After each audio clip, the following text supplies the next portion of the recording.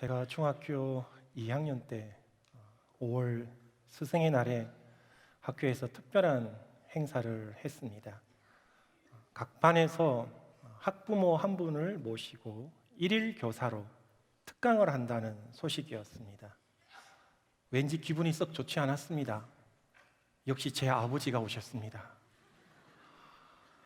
아버지가 학교 오시는 것이 썩 반갑지가 않았습니다. 제 아버지가 싫어서가 아니라 아이들이 너무나도 별나서 혹시라도 아이들의 장난에 아버지가 혹 어떤 당황스러운 일을 겪으실까 봐 이게 걱정이었습니다.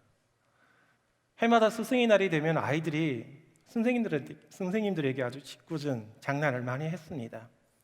교탁에 접착제를 발라서 출석부가 떨어지지 않게 한다든지, 분필을 가로로 내어서 하얗게 만들어서 쏟아뜨려 선생님 머리를 하얗게 만든다든지, 이런 장난을 많이 쳤기 때문에 혹 아버지가 이런 짓궂은 장난으로 어려워하지 않으실까, 이게 걱정이었죠. 얼마나 긴장을 했는지 그 긴장감 탓에 교탁에 서서 말씀하신 아버지의 그 모습이 아직도 기억에 선하게 남아 있습니다. 그때 하신 말씀 중에 이런 내용이 있었습니다. 까만 선글라스를 쓰고 세상을 보면 세상이 검게 보일 것입니다. 붉은 선글라스를 쓰고 세상을 보면 역시 붉게 보일 것입니다. 노란 선글라스를 써도 세상은 노랗게 보일 것입니다. 여러분은 세상을 어떻게 보고 있습니까? 세상을 어떻게 보느냐에 따라서 세상은 다르게 보입니다. 아이들이 집중해서 강의를 들었습니다. 저는 아이들이 이렇게 집중해서 강의 듣는 모습은 처음 봤습니다. 무사히 강의가 다 끝났습니다. 친구들이 와서 한마디 합니다. 역시 목사는 말을 잘해? 거친 표현이었지만 최고의 칭찬이었습니다. 그때 아이들에게 하신 그 말씀, 여러분은 세상을 어떻게 보고 계십니까? 이 단순한 말이 수십 년의 세월 속에도 아직 제 머릿속에 남아있는 것은 예수님의 시선으로 마치 말씀의 안경을 쓰고 세상을 바라보고 있는가, 그 말로 바꾸어서 지금까지 남아있기 때문입니다. 여러분들은 세상을 어떻게 보고 계십니까? 아직도 여전히 나의 고집이라는 안경을 쓰고 계시지는 않으십니까? 아직도 나의 지식이라는 안경으로, 나의 경험이라고 하는 안경만을 쓰고 세상을 바라보고 있지는 않으십니까?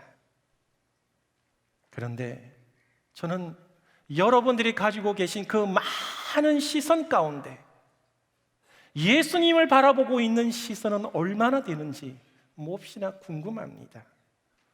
여러분, 예수님 잘 보고 계십니까? 십자가의 은혜로 부름받은 우리 모두는 예수님을 바라보는 인생이 되어야 합니다. 우리의 모든 삶의 자리에서 예수님을 바라보아야 합니다. 그 자리에서 예수님을 느끼고 예수님이 언제나 함께하고 계신다는 것을 인식하며 살아야 되는 겁니다.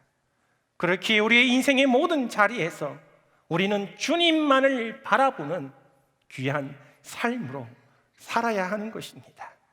그래서 저는 주바라기라고 하는 말을 참 좋아합니다. 태양을 따라본다는 해바라기와 같이 주님만을 바라본다는 이 주바라기의 말이 참 귀하게 여겨집니다.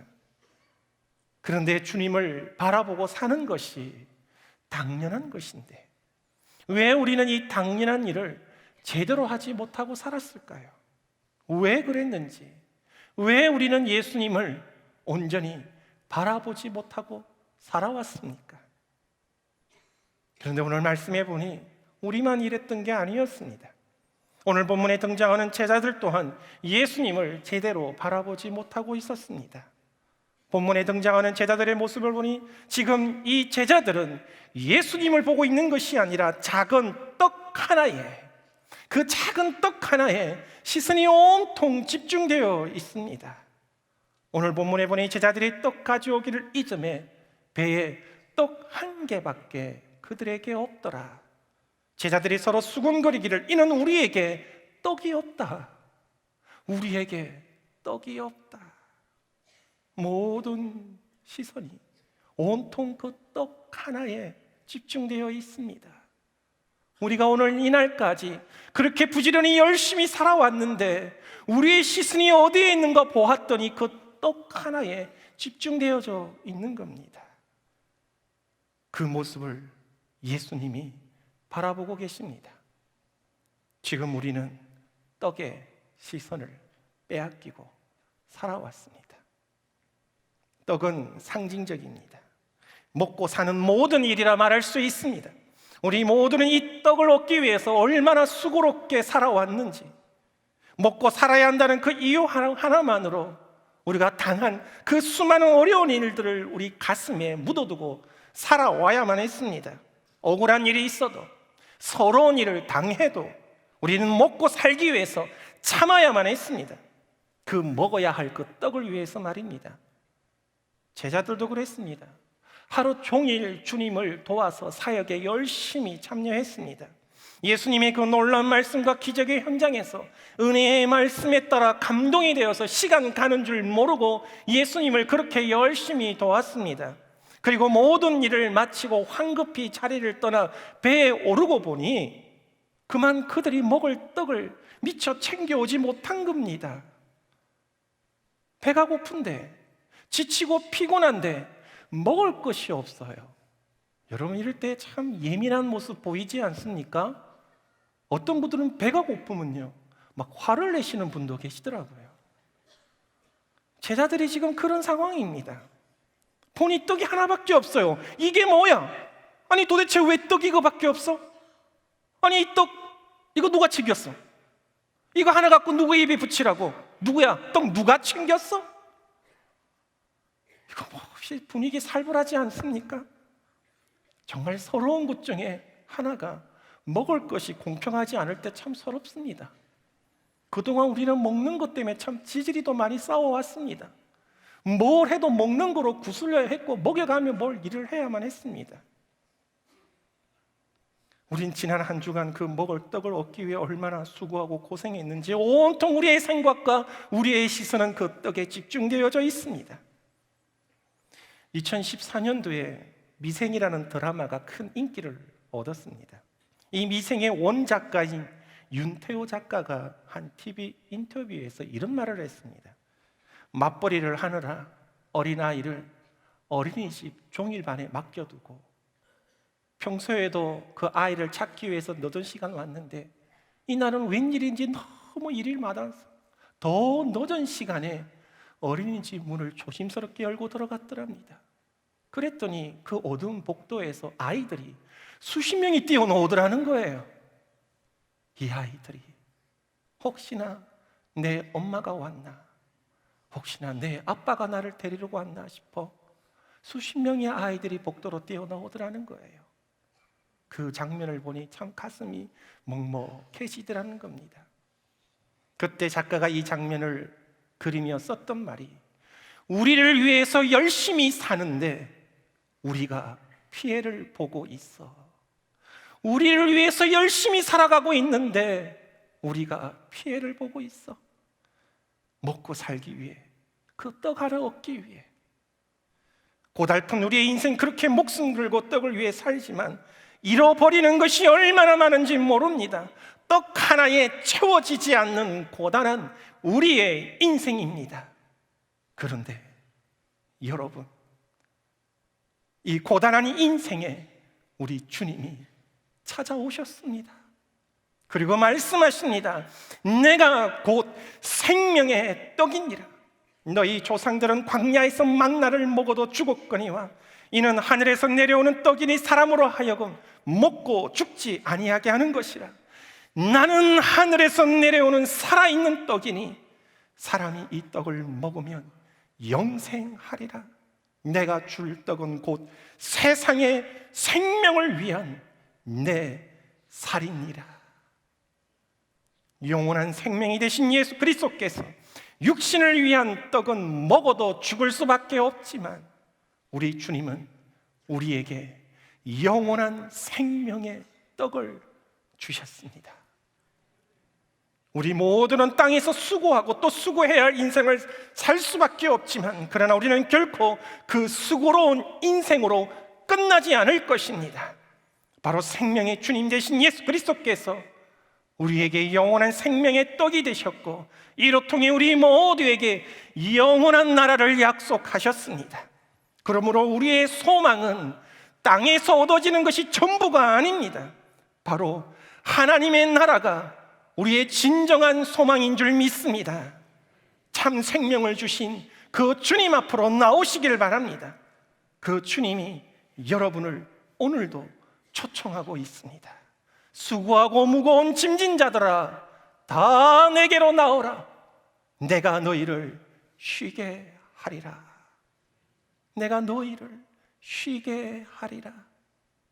쉬게 하리라고 하는 이 말, 히브리어로 아나파우로라고 하는 말을 씁니다.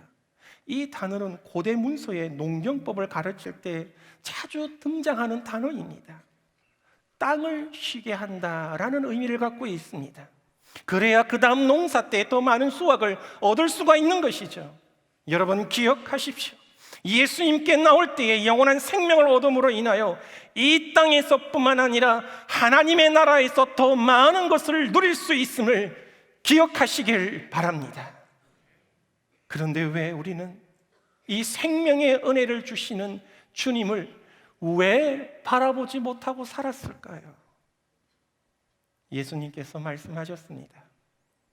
15절에 예수께서 경고하여 이르시되 삼가 바리새인들의 누룩과 헤롯의 누룩을 주의하라.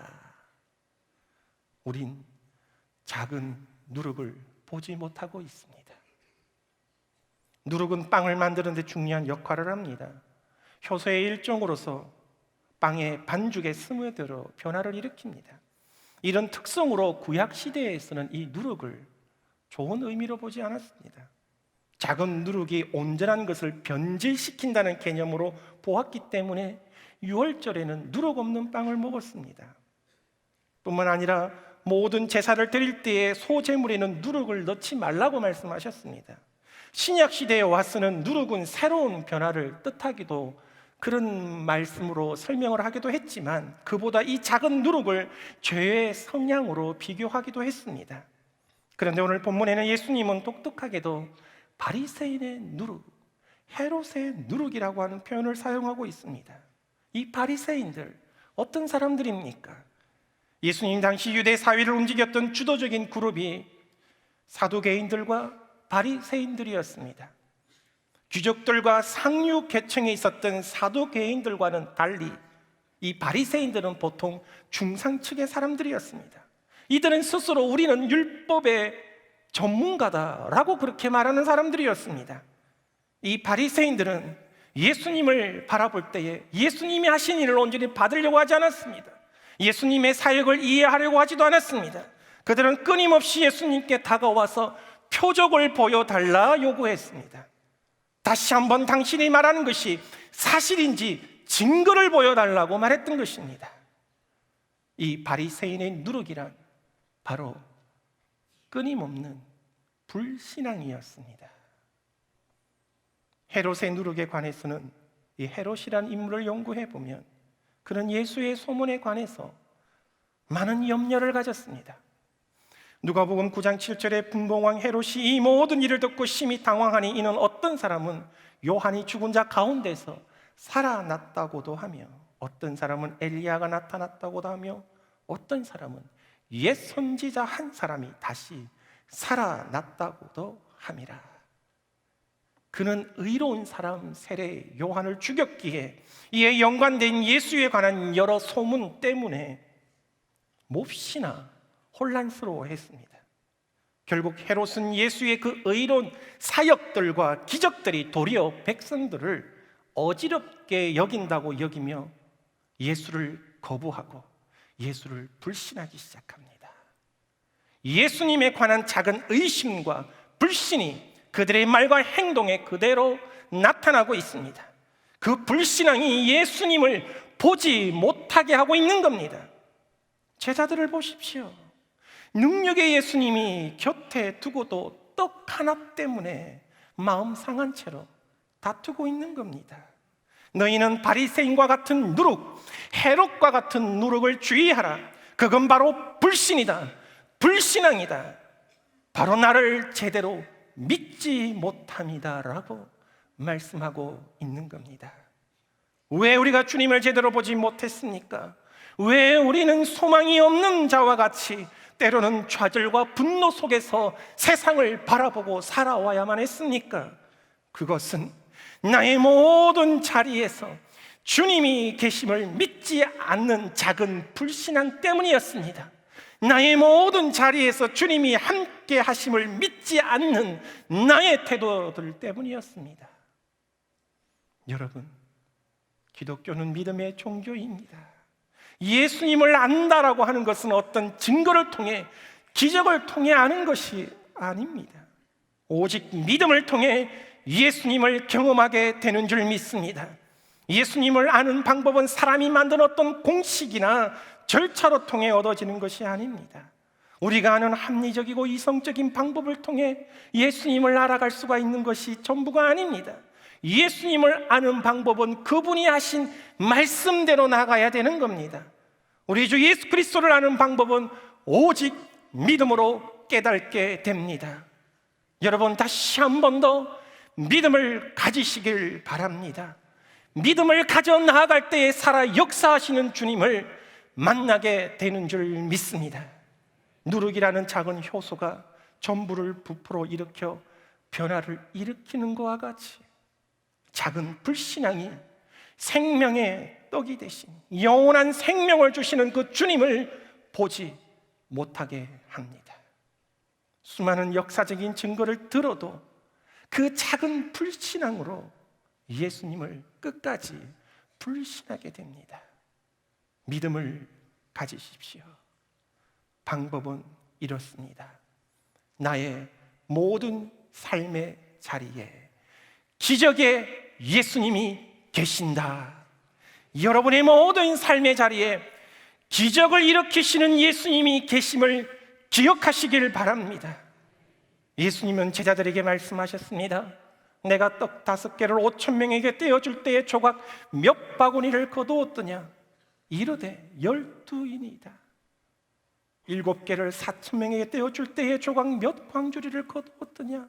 이르되 7이니이다. 이르시되 아직도 깨닫지 못하느냐? 예수님이 놀라운 기적을 일으켰습니다. 지난번 베세다 언덕에서 보리떡 5개와 물고기 2마리로 5,000명을 먹이셨습니다. 당시에는 여자와 어린아이를 사람 수에 헤아리는 시대가 아닌지라 남자 수만 헤아렸다고 봅니다. 그렇기에 그 자리에 있는 사람들 다 헤아리면 좋기 2, 3만 명은 넘지 않았겠는가? 그런데 이 놀라운 기적을 한 번만 행하신 것이 아니라 또 한 번 더 행하십니다. 이번에는 떡의 개수가 지난번보다 2개 더 많습니다. 겨우 7개의 떡과 물고기 2마리로 4,000명을 먹이셨습니다. 전혀 놀라운 표정을 가지지 않으셔서 제가 오늘날 여러분들이 쉽게 알아들을 수 있는 말로 한번 바꾸어 보겠습니다. 오늘도 귀한 말씀을 듣기 위해 이 집회에 참여하시느라 얼마나 수고가 많으십니까? 피곤합니다. 자리를 뜨지 아니하시고 끝까지 참여하신 여러분 모두에게 나가실 때에 모두에게 각각 현금 5만 원씩 나눠드리겠습니다. 돈 얘기하니까 표정이 밝아지십니다. 여러분, 이 기적을 체험한 사람들은 마치 이런 기분이었을 거예요. 그 당시에 이 사람들, 이 들녘에 예수님 말씀 듣기 위해 하루 종일 굶어가며 오직 예수님 말씀에 귀를 기울였던 이 사람들은 평소에도 굶는 일이 흔한 일이었을 겁니다. 어쩌면 하루 3끼 챙겨 먹는 것이 사치스러운 일일 수도 있을 겁니다.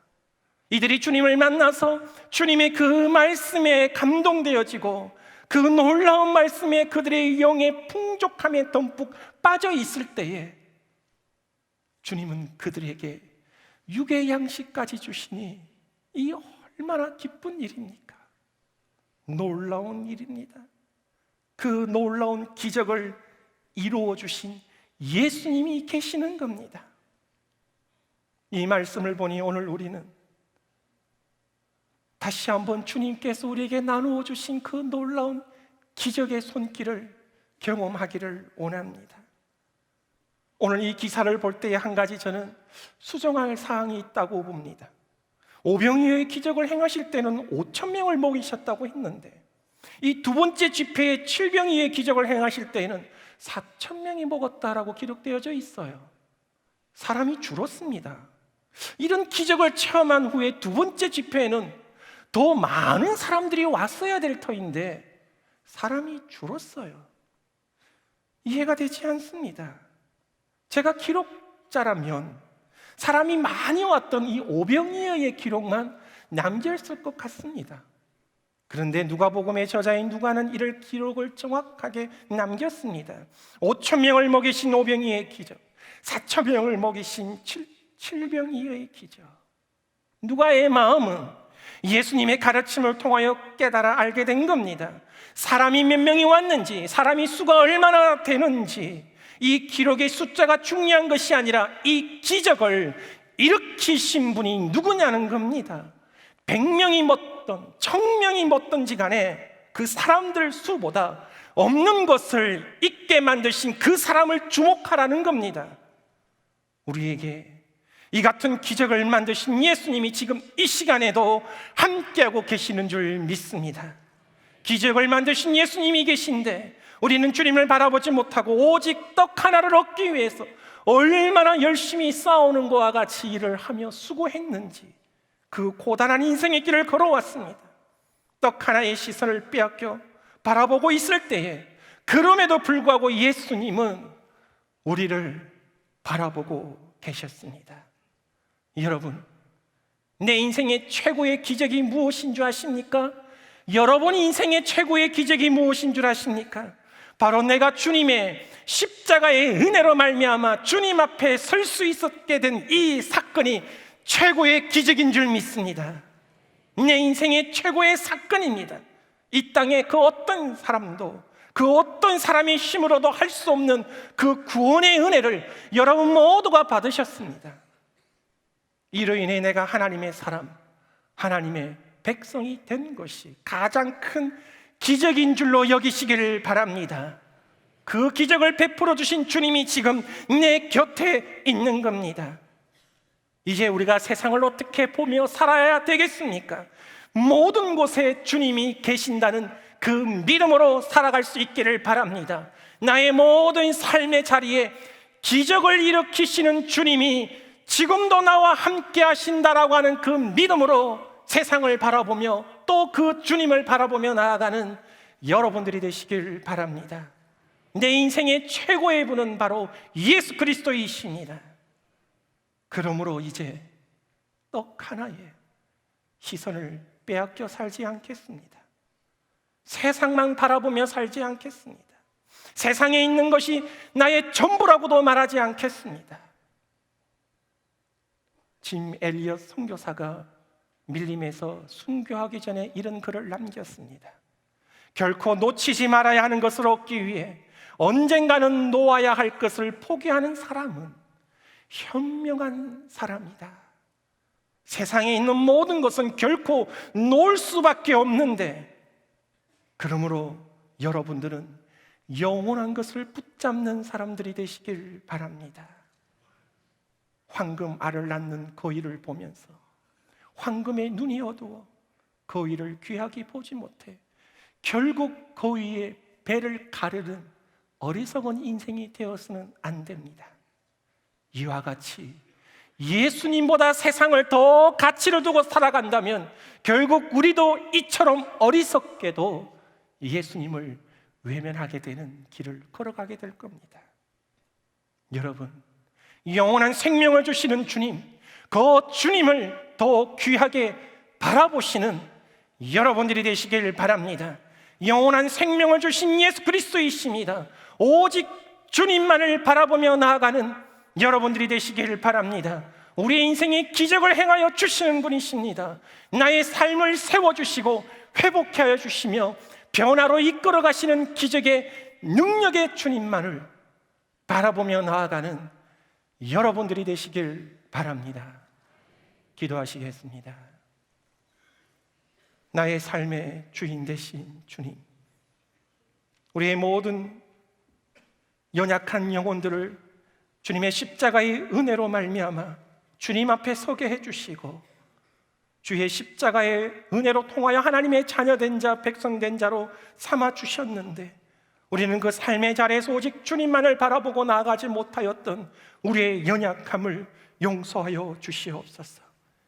내가 너희를 쉬게 하리라는 주님의 그 부르심에 다시 한번 응답하며 이제 주님께 나아가오니, 우리의 피곤함과 연약함을 어루만져 주셔서 이제는 주님만을 바라보며 나아가는 믿음의 사람이 되게 하여 주시옵소서. 주님을 바라보며 나아갈 때마다 우리의 모든 삶의 자리에 기적의 역사가 이루어지게 하여 주시옵소서. 이와 같이 주님을 바라보는 믿음의 사람으로 나아가오니 더 큰 믿음의 삶으로 나아가는 저희 모두가 되게 하여 주시옵소서. 예수님의 이름으로 기도하옵나이다. 아멘.